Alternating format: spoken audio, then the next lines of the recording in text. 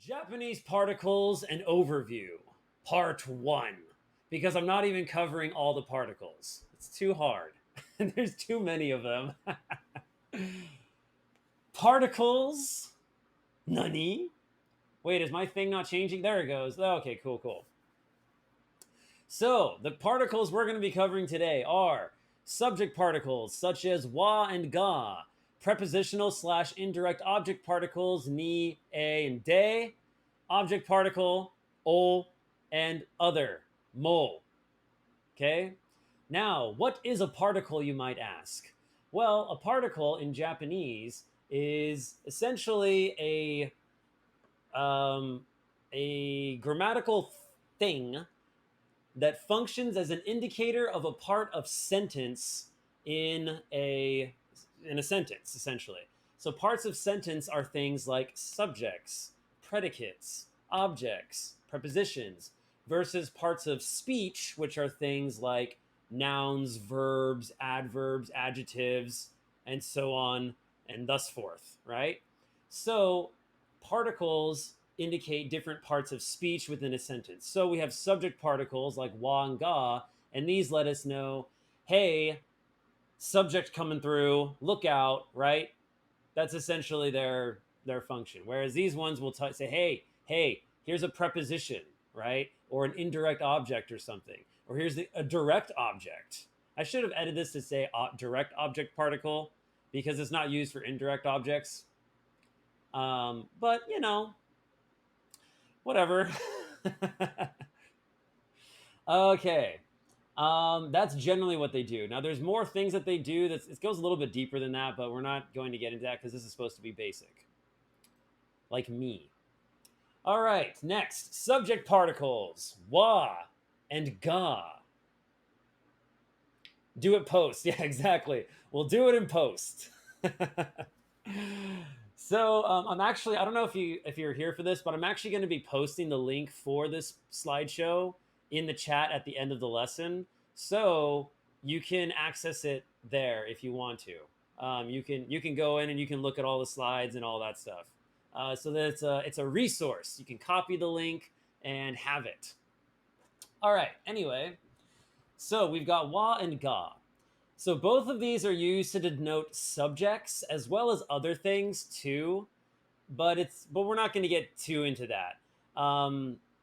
But they, generally speaking, emphasize different parts of the sentence. So when you're saying a sentence, wa places emphasis on the things that come after the particle. For example, Muburu's wa suteki na hito desu, right? Which means Mubles is a cool, handsome person, right? I think we can all agree. So in this case, we're saying specifically something about Mubles, right? We're trying to say that what Mubles is suteki na hito, right? Yeah, he is. Oh yeah, I know you so well. So that's what he is, right? Or that's what, actually, yeah, that's what they are. I don't know if you're. I've never met you in real life. But anyway, that's what Mubles is. A suteki na hito, right? I'm trying to place emphasis on the thing that Mubles is. Ga, however, places emphasis on things that come before the particle. So, Muburu's ga suteki na hito desu. So in this case, I would be saying Mubles. Who's the suteki na hito? You guessed it. Mubles is the suteki na hito, right? So that's the difference there. So the particle wa places emphasis on what's coming after the sentence or the particle, whereas ga places emphasis on the subject, really, in this case, which is Mubles. In English, if you know some grammar, this would be considered like a predicate noun, with des being a linking verb of is. So here the emphasis is on the predicate noun or predicate adjective or the predicate, essentially. Whereas here the emphasis is placed on the subject, right? Who's a suteki na hito? Who's a suteki na hito, right? Mubles is. That's right. Mubles is. Okay. So in English, what we often do is we usually use inflection and tone to communicate this concept, right? We usually say things Like, is this guy going to skin me? Yeah, you're safe for now. You're safe for now, Moobles. But in English, we use this to use inflection or tone to communicate this, right? We'd be like, oh no, Moobles is the cool dude, right? Moobles is the cool person. Or we'd be like, Moobles is a cool person, right? Like, man, that Moobles, right, is such a cool person. That'd be like the wa sentence, emphasis on the cool person. Whereas, you know who's a cool person? Moobles is, right? Yeah, yeah. Who is the one that is cool? Moobles. All right. 質問があったらぜひ聞いてください. So, if you have questions, please ask. Got more? Oh, don't worry. We've got plenty of puns. We've got plenty of puns on our way. Got more? Got more? So because the ga particle places emphasis on the preceding words, it is almost exclusively used with the interrogative dare, meaning who. So if you were to say like dare ga kita, who came, right? I know my puns are great. There's more. Just trust me. Just you wait. So the interrogative dare indicates who, right? So because God places emphasis on the subject, that's who you want to know. If you're saying like who came to the party, and you say like "Party ni dare ga kita," right? Then you are trying to say you're trying to ask about who is the person that came. So emphasis is placed on the who of that subject or that sentence. Excuse me. So that does that make sense? Yeah. Now, it's also mostly used with, these are just more like other things about this particle. So it's also used with words like ski and wakaru, as well as sentences describing a person's appearance, but we'll talk a little bit more about that on the next slide. But yeah, if you say like that you like something, so it's ski means to like. So if you're like, oh, like you're, kono arumikan ga ski, right? I like this aluminum can. You would say このアルミ缶が好き. Okay, so because in that case they're using like as sort of the subject. Now another thing about Japanese is that most of the time the subject, if it's you and you already know that you're talking about you, gets omitted.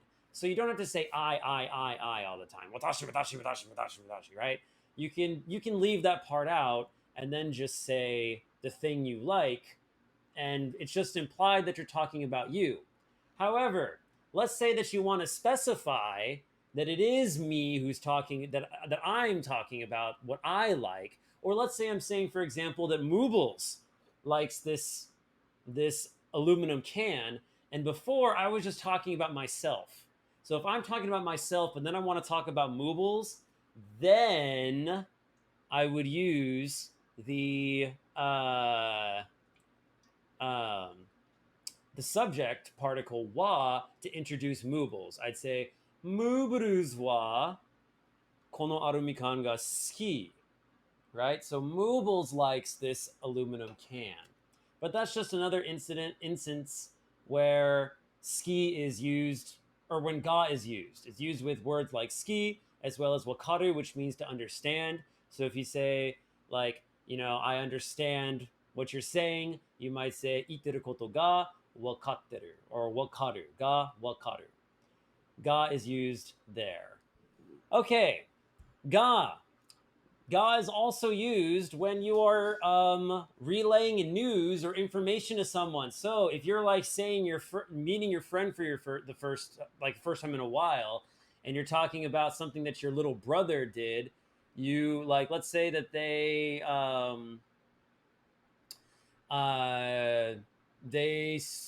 went to Japan or something. You would say ototo ga Nihon ni ita, or Nihon ni ikimashita if we want to be more polite. So ototo ga. You wouldn't really say wa there because you're telling news. So when you're telling news, you use ga. All right? Also, when a non-living thing is performing an action is another instance where you would typically use ga, right? So if you say like, oh, like my dog bit that person's leg, you could say like, watashi no inu ga. Wait, no, a dog is a living thing. Let me restart this example. I made this slide today right before I started because I decided I needed to like I needed to say more, so I modified it. So let's say, for example, that a um, let's say that a controller broke, right? You would say controller ga owarimashita, right? Or kawareta, right? So you could say that the controller did something, it did some kind of action. You would use ga, you wouldn't really use wa for a non-living thing. Does that make sense? So if you're relaying news or information to someone, if you are talking about the things that a non-living or the actions of a non-living thing, you're going to use ga. Also, um, well, we'll talk a little bit more about that when we get into the next slide, which is more about wa. So also note that ga is found in a bunch of other grammar structures that we're not covering today. So for example, like nani nani koto ga dekiru or koto ga aru or stuff like that. We're not going to talk about those things yet because it's more advanced. But this is just basic stuff. Okay, chotto mate. What about wa? What about wa? I know, right? I know. These puns. These puns. Okay, also my camera is blocking a little bit, but let me just put myself up here real quick. That might be better. All right. I've moved locations. So, the wa particle can be used to show contrast between different things. For example, if someone said yasai ga suki desu ka? Yasai means vegetable. So yasai ga suki desu ka? You might say ma ninjin wa suki, which means, well, I like carrots, but not other things, right? So if you said ninjin ga suki, then what you're saying is effectively I like carrots. But if you say ninjin wa suki, you're saying I like carrots, but the implication is that you don't like other vegetables, right? So you might say, ma ninjin wa suki kedo. I literally can't think of another. Tamanegi ga kirai, right? Tamanegi wa kirai desu, right? So you might say like I like um, uh, carrots, but I don't like onions, right? So in that case, wa is going to be used instead of ga, right? Ga does not make as much sense and is not as accurate. You can use this with other things too, like if someone says like, "Oh, well, how do you feel about you know like horror films, right? You might pick a specific horror film that you like Ringu ga ski or Ringu wa ski kedo. I don't like this other thing. So that's another instance in which wa can be used is to show contrast between two things. Now this is tricky because I know that 2 slides ago I just told you that the wa particle places emphasis on whatever comes after the particle, whereas ga places emphasis on what comes before the particle. I know, I just said that, and already we're breaking that rule. Or we're not breaking the rule. We have an exception to the rule. Yeah, it's an exception that proves the rule. So, in this case, emphasis is placed on the subject of the sentence, but it's just one of those things that you need to think about with context, right? In this case, we're not saying that like carrots are the thing that is liked, or like carrots are like liked. We're saying that carrots are what you like. Carrots are what you like. but not other things. So emphasis is placed on the word that comes before the particle in this instance. Now, it's also used with words that utilize ga. So in the previous slide, we just talked about words like ski, wakaru. Um, Other ones could be jozu or heta. In order to say that, actually, yeah, in order to make a different kind of sentence structure. So, for example, you could say X wa Y ga ski, or jozu, which means skilled, or heta, which means unskilled or trash. Des, right? It is. Here's the verb for is. So this is sort of what I was talking about before, where you can, if the subject is unclear, then you add in use the wa particle to clarify what the topic is of who you're discussing, and then you proceed into this structure of, ga ski, ga jozu, or heta, right? Another thing that should be noted is that you want to be careful about this when you're using this one, because let's say that you're talking to someone about their uh, their face, right? Their face, or or like their hair. Let's say you're talking about their hair. So if you were to say like, "Oh, kami ga kirei desu ne," right? Kami ga kirei desu ne. When you're describing a person, you typically want to use ga because of this exact thing. Let's say, for example, you used wa and you said, "Kami wa kirei desu ne." What that sounds like is you're saying, "Well, your hair is pretty, but I mean, ugh, right? Woof, right? The rest of you, I'm not so sure about, right? Because wa has this contrast element to it as well. So you want to be very careful about that so that you don't insult someone. Or if you said like, "Oh, your driving is really skilled," like unten suru koto ga jozu. If you said like unten suru koto ga wa jozu, then you're implying that maybe their car driving skills are good, but maybe they are like an absentee father or something like that, right? So there's some other thing that they're lacking in. Okay. And by the way, any questions or any comments that you want to think, or comments you want to add, feel free to hop on in, right? Feel free to hop on in. And yeah. Also, if this is good information so far, because then let me know, because I hope that this can help people, because there's a bit of, because particles are very easy, or they're very, how do you say this? They're basic but nuanced. They're very basic, but they're very nuanced. All right, moving on. Prepositional particles, everybody. We've got ni, e, and de. Okay. Oh, one thing I should have noticed before, or noted before, is that the wa particle is pronounced wa, but it's spelt like ha. Just to differentiate it from words that start or end with wa, or words that are starting with ha, it makes it a little bit easier. Okay, so these particles can all function as prepositions, right? Now there are other ones, other prepositional words or prepositional particles that we're not going to cover, like kara and made and to and things like that. But for right now, we're just focusing on ni, e, and de. Okay, and we're going to start with ni. Ni is the most complicated of these ones, I would say.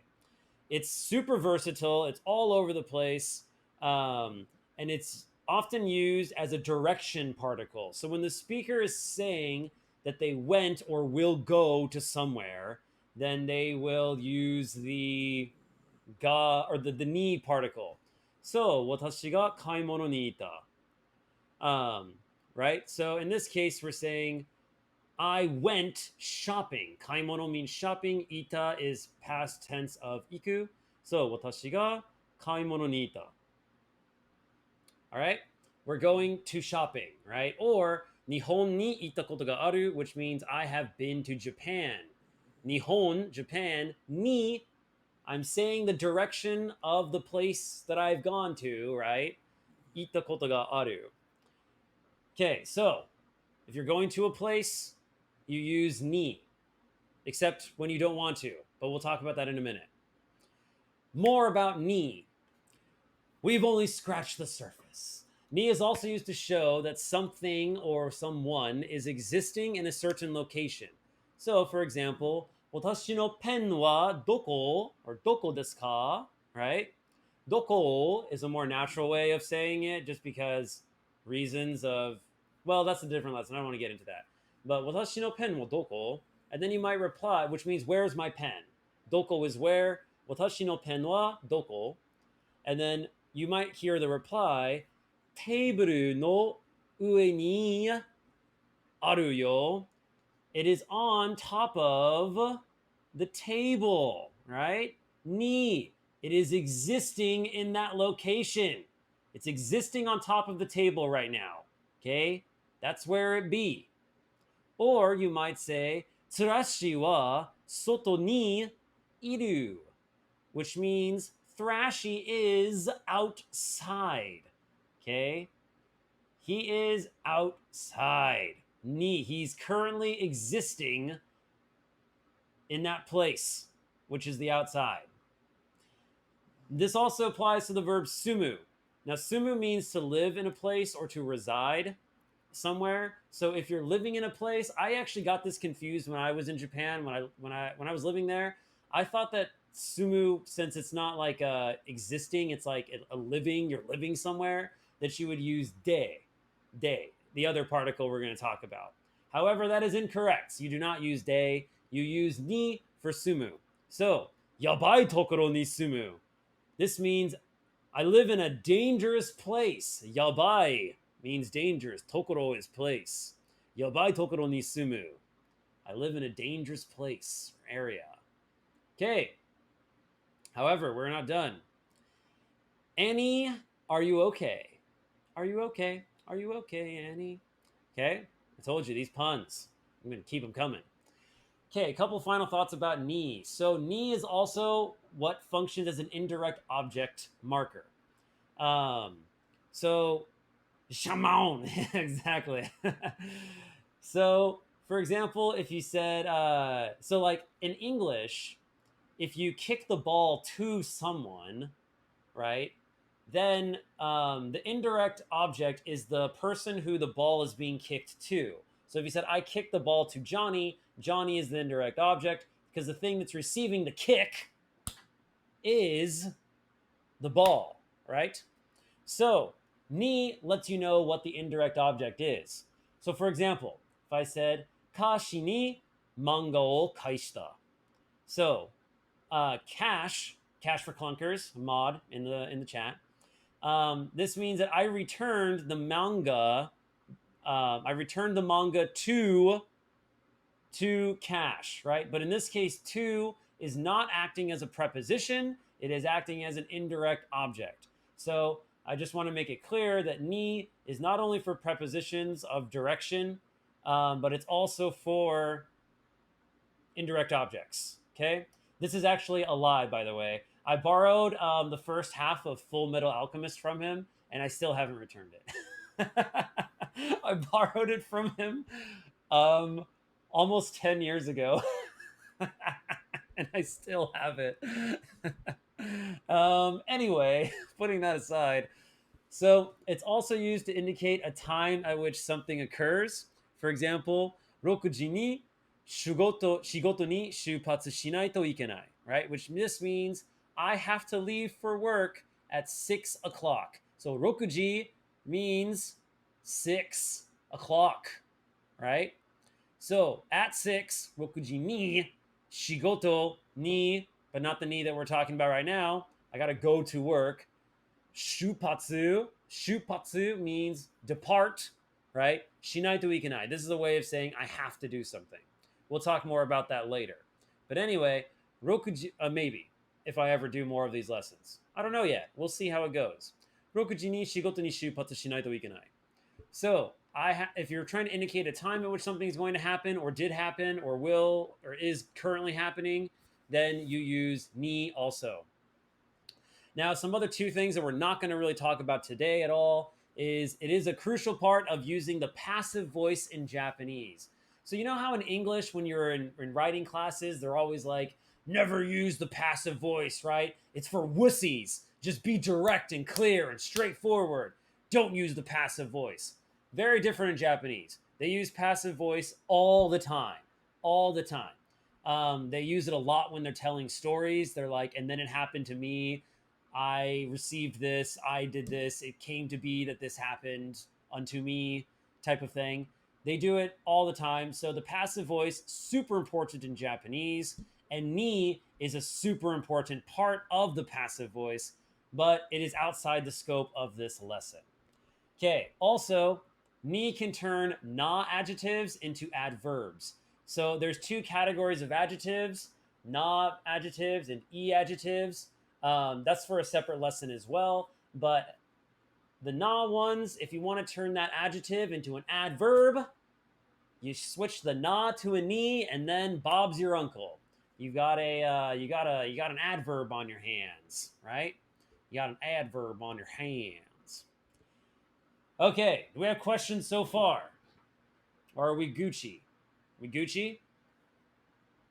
Cool, cool. For all three of you. All right.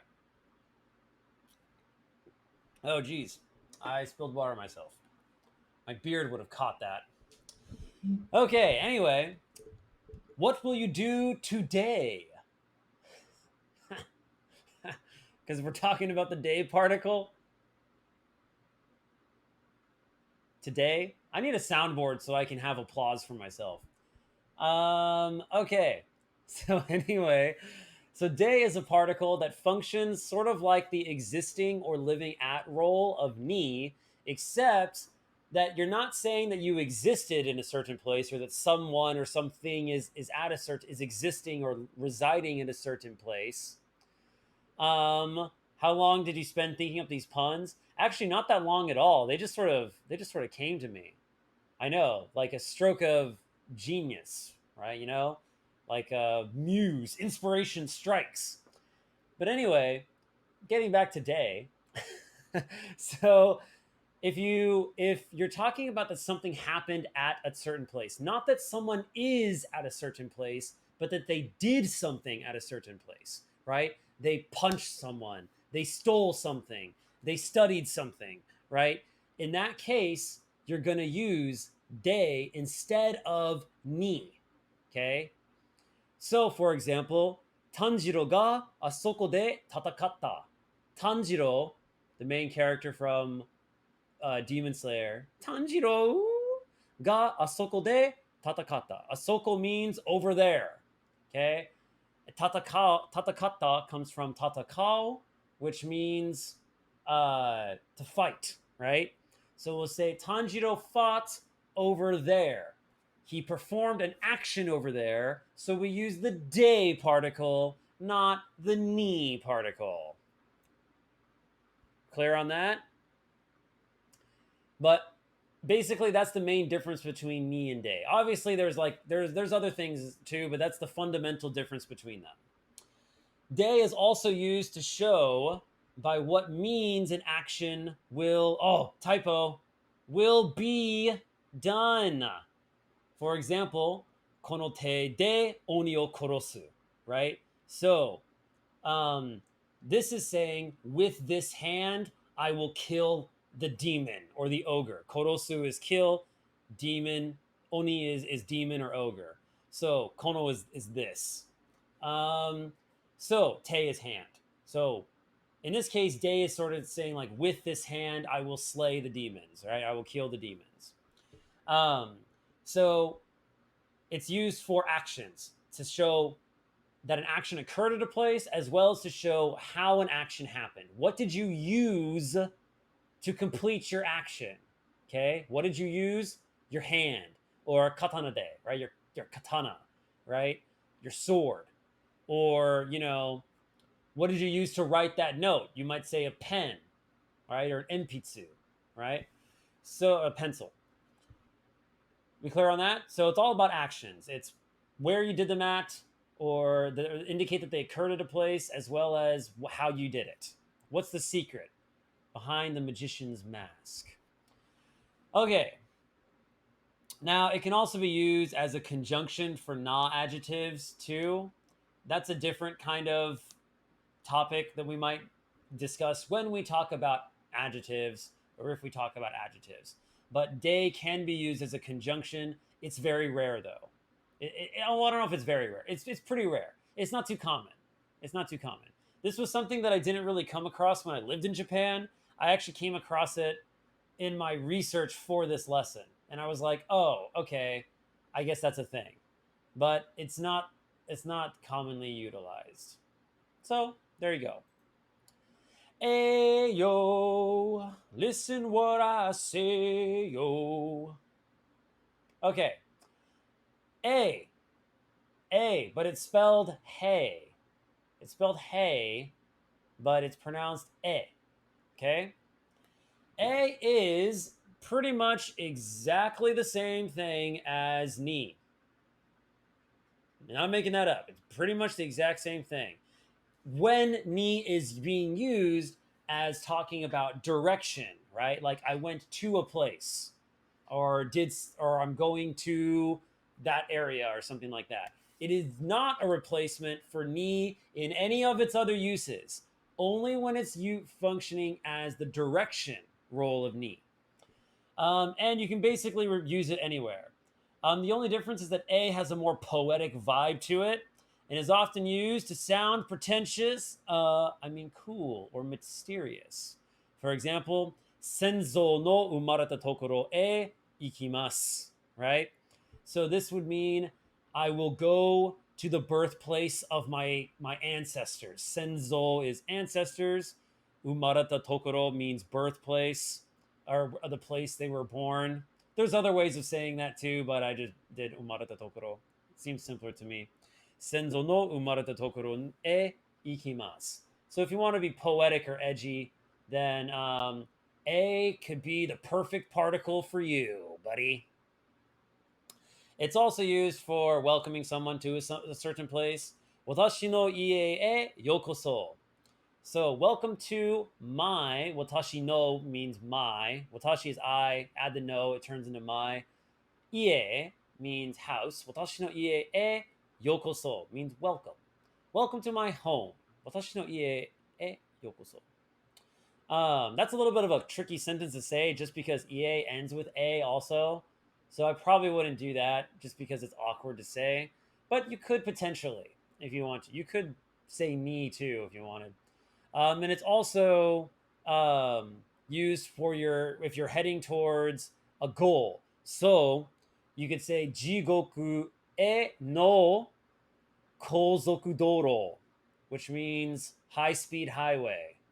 So jigoku is hell. So you could say highway to hell. Jigoku e no kozoku doro. Kozoku doro. Okay? So if you're headed towards a goal or something like that, I think there's a Dragon Ball Z movie that's called like it's something like Saikyo e no Michi, which means the path to ultimate power or something like that. Saikyo e no Michi or something along those lines. But anyway, that's when A can be used. These contexts.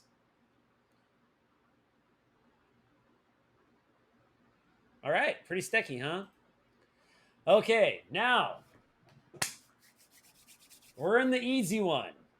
The object particle. Oh, it's spelled whoa, but it's pronounced oh. So, O is a particle that marks a direct object, and that's pretty much it. Okay, watashi wa boru wo ketta. I kicked the ball. Watashi wa boru wo ketta. Or you could say, Meipuru wa ocha o nomisugita. Now, wo O is sort of, I meant to replace this to O because I'm using the different version. But there's two different systems of writing in Romaji in English. Sometimes they use the O here, sometimes they use this one, but I'm using I prefer this version. Okay. Oh, you got the tongue twister from last night? Oh, sweet. I definitely want to try that. I'm going to try that at the end of the lesson. But yeah. Oh, sweet. That's going to be awesome. I love tongue twisters. They're so much fun. Uh, super cool. Super cool. All right. So this one, Maple wa ocha o nomisugita. So Maple, another member of the crew, wa ocha o nomisugita. Maple drank too much tea, or drank tea too much, right? Ocha is tea. Nomi comes from nomu, which means to drink, and sugita comes from sugiru, which means in excess or too much. So, Maple wa ocha o nomisugita. Tea is what's being drank. It's a direct object, so bam, there you go. So basically, anything that's a direct object in English would get the O particle if you were to translate it into Japanese, assuming you were doing it as one-to-one as possible. Now, you generally don't want to translate things one-to-one when you're translating, but if you were to, then this is how you would. Anything that was a direct object would have an O particle, pretty much. Okay, Stecky. Cool. All right, here we go. This is our final whatever of the day. Our final particle that we're going to be covering. Also, mo. Mo means also. Get it? Also mo. Also. Mo money. Oh my gosh. Just, just you wait, Moobles. Just you wait. Just you wait. Mo money. I've got something in store for you. So, mo. Bonus particle time. So, mo is a particle that can replace wa, ga, or o. And what it means is also, or it can mean even as well. So, for example, watashi mo MLP ga suki. Watashi mo MLP ga suki. My Little Pony ga suki. Now, in this case, I'm saying I also like My Little Pony. Okay. Now, note that the emphasis here is on the I. Okay. I also like My Little Pony. All right. I actually don't. I was hoping Thrashy would be here because he's a fan, but it's not that I dislike it. I just haven't really seen it very much, right?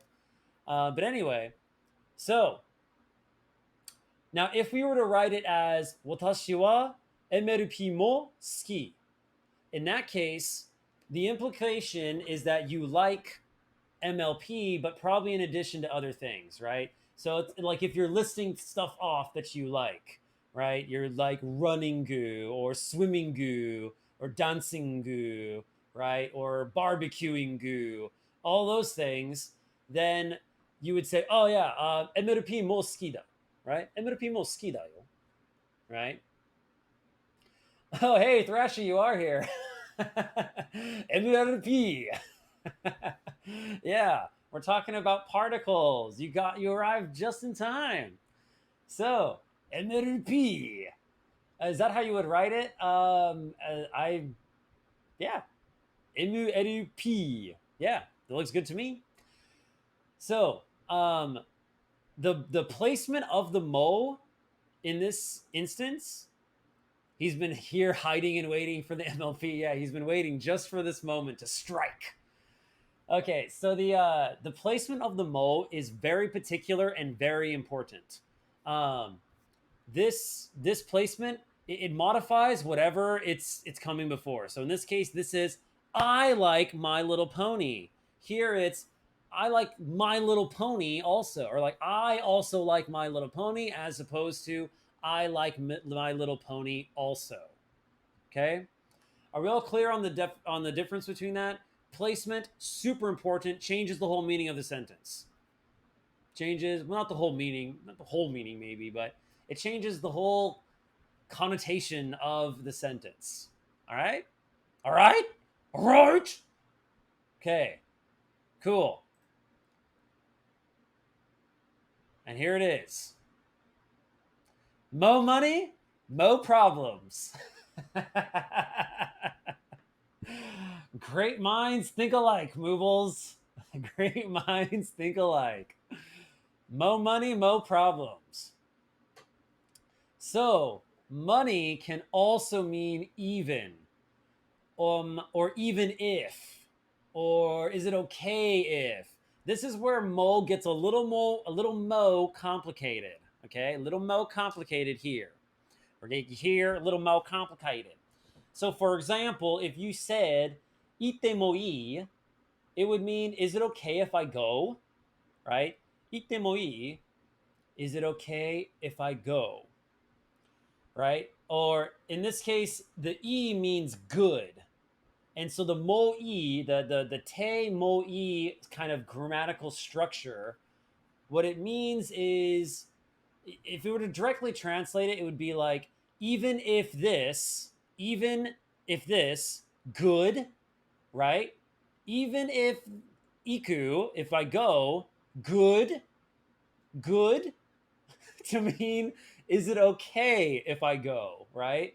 Even if go, good, if you were to translate this as horribly as possible, right? But still be technically accurate. Even if I go, good, good, okay?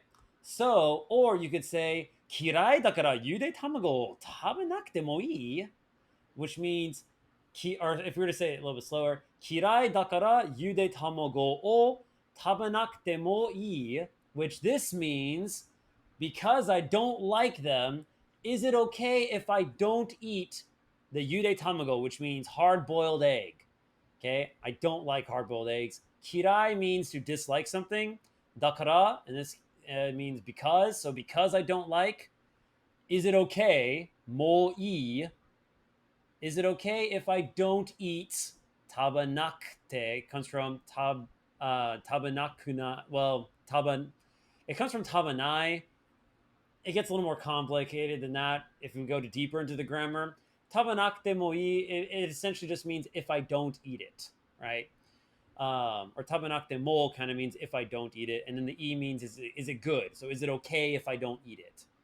So kirai dakara yude tamago o tabanakte mo ii, or you could say watashi ga tetsudatte mo nani ga dekiru, right? Which in this case is saying, even if I helped, what could I do, right? Dekiru means to be able to do something. Nani is what, right?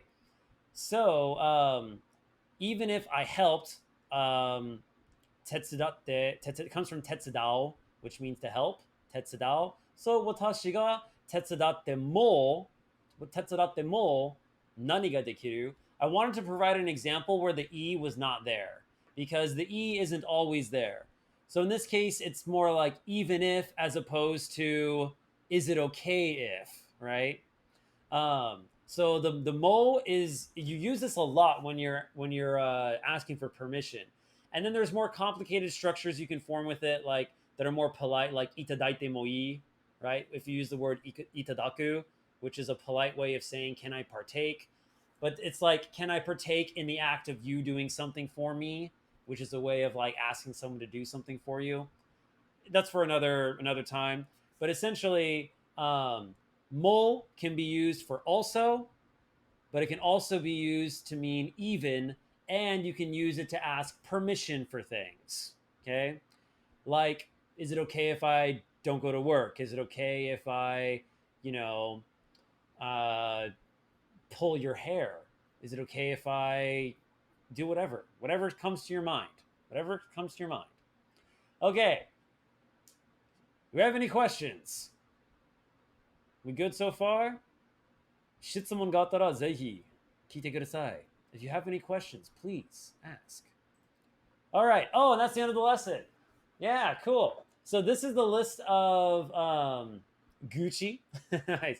So this is a list of all the vocab that I used in the examples. This is the vocast. Get it? The vocast in order of appearance, because it's like they're actors. I think these are funny. But anyway, this is the vocast in order of appearance. Um, Like I said, I am going to be, actually, I might as well do that now. I'm going to be copying this, I'm going to be sharing this presentation with you all. So I'm going to give you a link to it. I'll post that in the chat right now. So you can copy this, you can access this, you can do whatever. I don't care. But yeah, you'll have access to the document, to the slideshow as a reference if you want to. If you want to look at these words, these tango, these vocab, you can do that. And yeah, that's the lesson. I was thinking about streaming some Persona 4 as well. Um, Also, this will be going up on YouTube eventually. For all you YouTube folks, the link that I just posted in the chat will be in the description box or whatever. And then to find out when more lessons and live lessons are going to be, then you can follow me on Twitch. All right. And please, please follow me. Oh my God, please, please, please. That's good, sort of. Anyway, seemed like a good overview. Cool thing. I'm glad you enjoyed it. I'm gonna be doing a part 2 of this. We're gonna cover other particles like kara and made. We'll eventually get into like sentence ending particles too, like yo and ne and ka and all those types of things. So yeah, if this is like if this is helpful and people like it and stuff like that, then I will prepare more of them. Possibly do it weekly, but we'll see. We will see. This slideshow didn't take me that long to put together, so it won't be that bad, I don't think. But anyway, I'm gonna end